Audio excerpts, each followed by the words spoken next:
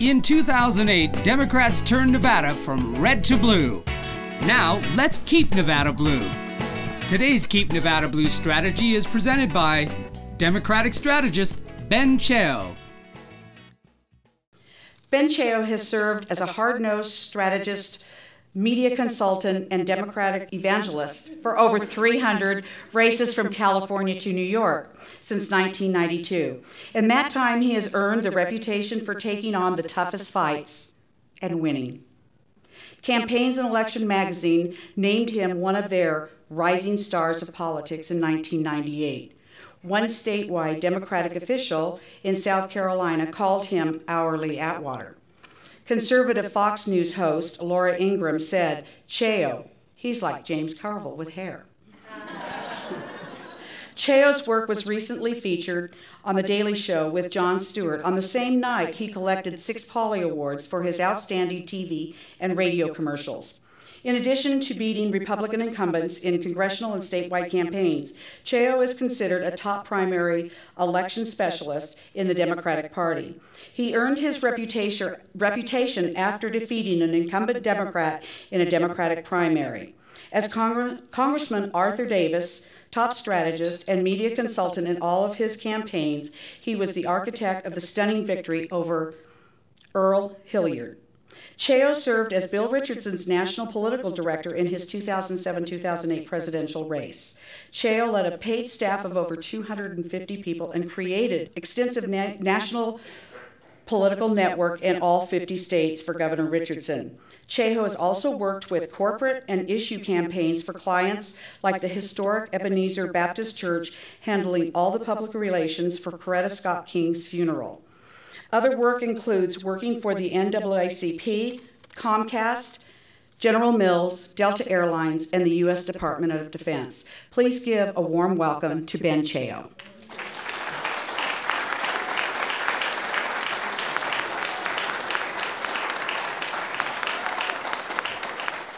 Thank you, guys. I'm a Southerner, so if I say y'all, don't laugh. I want to thank everybody for having me out, especially during ski season, and having this on Sunday night, so I got in 2 days on the slopes. I also want to thank Cindy and Bill for the hospitality, who've been hosting me all weekend. They're fantastic, right? They had a great gathering and a dinner last night with all the Trigettes. Is that what? And other supporters, and it was a great evening, and I enjoyed it a lot. I've been encouraging Cindy to keep looking at opportunities down the road, and I'm hopeful and maybe even a little confident that she may have a lot of things to talk about in the near future. But with that said, the intro was lovely and overwhelming, but let me tell you what I do for a living. I basically beat Republicans for a living. Thought y'all might like that. They asked me to say a few words about the national perspective of what's going on out there in the country right now, with the new Democratic majorities, with some of the things that are happening. I wanted to point out a couple of things really, really quick. This just so happens to be in the 2nd Congressional District, which looks like a very uphill fight. But there were only 3 Democrats who beat Republican incumbents in this last election cycle. For all the talk of all the Democrats winning the new Democratic majorities, we only took out 3 incumbents. I was fortunate to be involved with 2 of those races. And there were a couple of things that are very consistent across those races, and actually very consistent across the 3rd. I want to point those out before I go into some of the national things, if only because so many people say, what's the silver bullet? How do they do it? What did you do? And actually, it's unbelievably simple. It's just a couple things that you have to keep in mind. I would say both in Perriello and Kissel's race, where they defeated incumbents, they did one thing. They walked into a district in which a Democrat hadn't held it in a very long time, and everybody said, you cannot win. No matter what you do, you cannot win. The first thing they did was they quit whining and got down to the business of winning. Now, that sounds like a pep talk. But I think it was the fundamental driving force inside the campaign that they said, we refuse to pick up the paper and be discouraged ever again. We will not sit back and take everything that everybody says about this race. We reject every preconceived notion about what it takes to win. That was number 1. Number 2, They didn't fall into the trap of educating voters. I'm going to say that again. Because as I travel all across the country, I've been fortunate to work in 38 different states across this country in several countries. Those candidates, those big winning campaigns, don't educate voters. What they do is they deliver messages.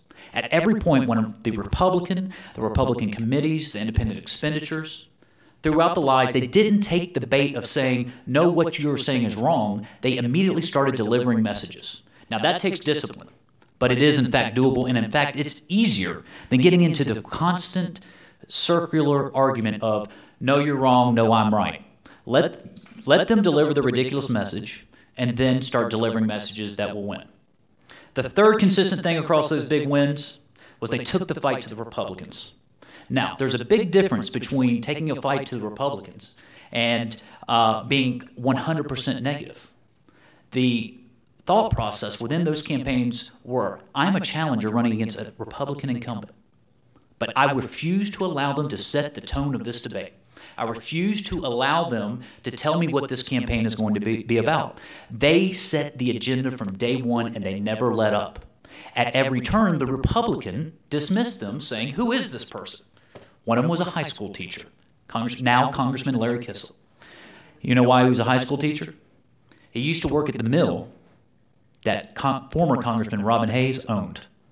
He then cast the deciding vote for CAFTA, which shipped that job, that factory, to China. You talk about David versus the Goliath. You talk about unwinnable races. His family basically owned every manufacturing plant of import on the East Coast. The man who worked in his mill beat him. The man who lost his job went and started teaching in schools and came back and beat him. Why? Because Larry Kissel woke up every single day and said, I refuse to allow the man that's basically decimated not only our area, but our American economy, to tell us what this race is going to be about. That's how you win these uphill fights. That's how you take out Republicans. You don't do it by being the smartest person in the room. You don't do it by educating voters. And you don't do it by sitting back and waiting for something else to happen. Those are the consistent things that need to happen across this country, even with the Democratic majorities that we have now.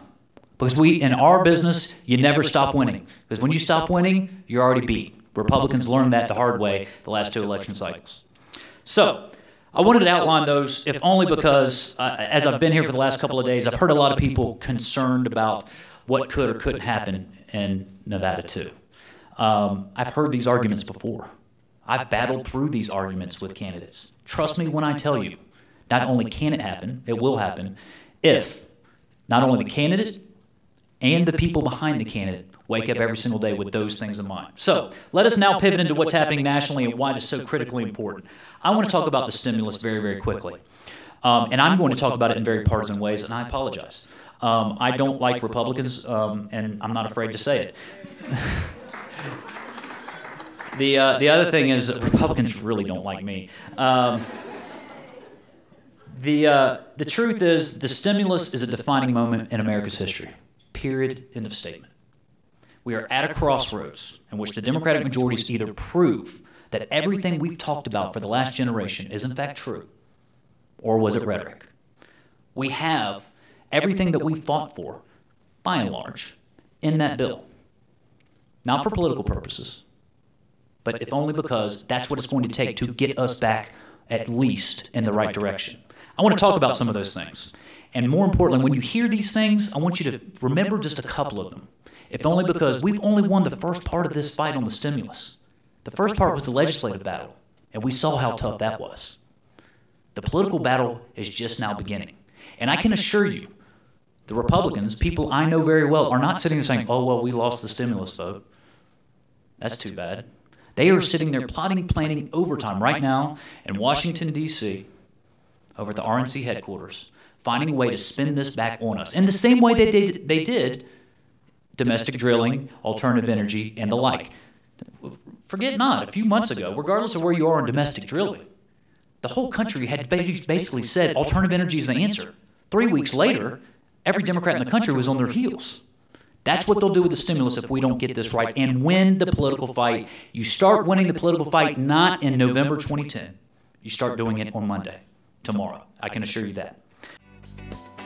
Keep Nevada Blue is a presentation of the Democrats of Douglas County, Nevada. Please subscribe to the Douglas Democrats YouTube channel now.